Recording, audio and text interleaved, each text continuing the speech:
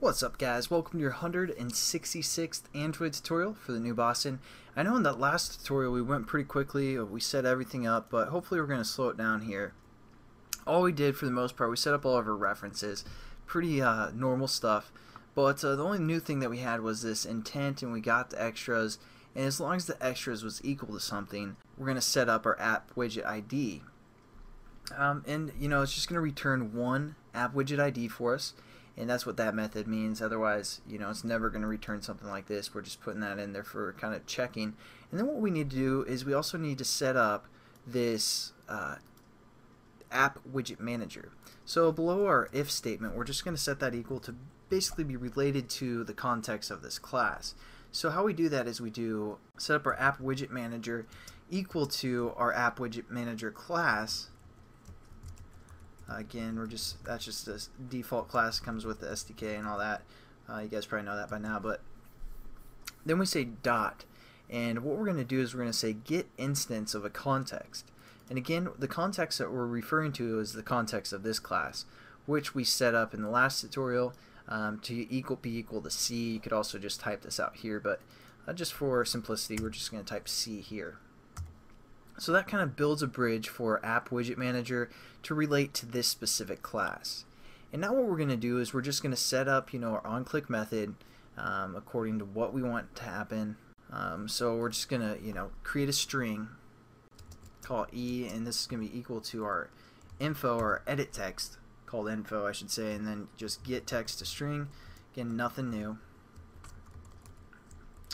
And we're just going to set up the string for this one, and then we're going to get into opening another activity.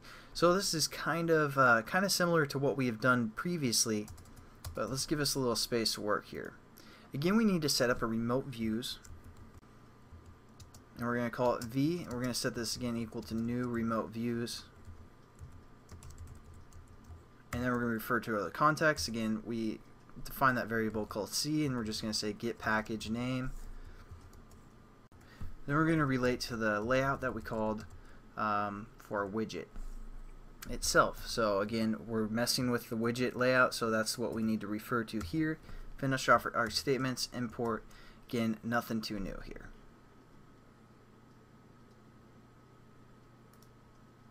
And we have we're getting an error because again, this onClick method, you know, gives us a view to work with, and they call that view. So we're just going to change this to views. Whatever, that works.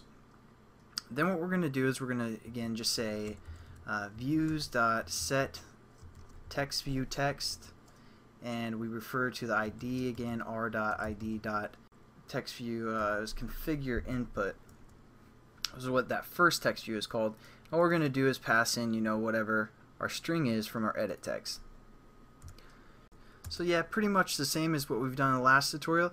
This one's going to be a little bit just kind of a review as well, but we're going to get into something new, something a little bit new that you guys need to realize when you make one of these configuration things, classes. So we're just going to refer to our again app widget manager, and we're just going to say dot update app widget, and we refer to the ID, which we called AWID again, and the views, which we called views as well, so we don't have to change that one. And there we go, we basically updated our app, and the only other thing we need to do is we gotta say finish, because again, we want this activity to finish when you know, when they hit that button.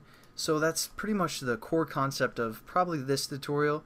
Again, we just kind of did it a little bit different, referring to a context, get instance of the context here, since again, if I switch over to this class, we don't actually get the context like we do with the update method, so we have to kind of create it to relate to this class.